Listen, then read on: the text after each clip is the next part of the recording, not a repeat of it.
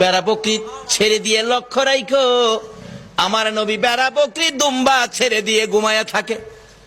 লোকেরা এসে খবর দেয়, খাদিজা গো, এমন রাখাল রাখছো, বেড়া বকরি দুম্বার দিকে খবর নাই, ঘুমায়া থাকে। তাই নাকি? মা খাদিজা একদিন রওনা হলেন, দেখি কি করে ঘুমায়। যাইয়া দেখে বেড়া বকরি দুম্বা ছেড়ে দিয়ে আমার আপনার নবী ঘুমিয়েছে।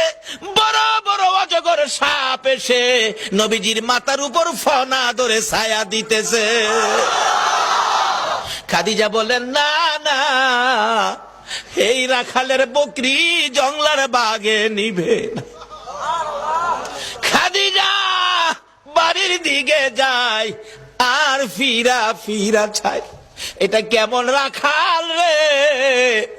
এই রাখাল তো সাধারণ কোনো মানুষ নয়। খাদিজা চিনে ফেলেছে। বেড়া বকরি দুম্বা নিয়ে বাড়িতে আসতে বলো আমার রাখালকে। আমার নবী দুপুর বেলায় বেড়া বকরি দুম্বা নিয়ে বাড়িতে রওনা হলে খাদিজা বাংলা রুমে বসে বসে দেখে, এটা কেমন রাখাল রে? যে রাখাল রৌদ্রের মধ্যে আসতেছিল, আকাশের মেঘের টুকরা এসে রাখালের উপর ছায়া দেয়।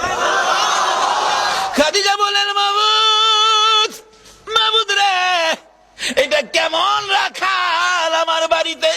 নিশ্চয়ই উনি সাধারণ কোনো মানুষ নয়, নিশ্চয়ই কোনো মহামানব হবে। আসেন, আর বেড়া বকরি দুম্বা আপনাকে চড়াইতে হবে না, শুধু এই জায়গার মধ্যে 2 ঘন্টার ওয়াজ। এই জায়গায় কি ঘটনা ঘটেছে আজকে এই নবীরে চিনি না, যারা চিনেছে তাদের জীবন ধন্য হয়েছে। বলুন খাদিজা, এই নবী চিনে জীবন ধন্য হয়েছে কিনা?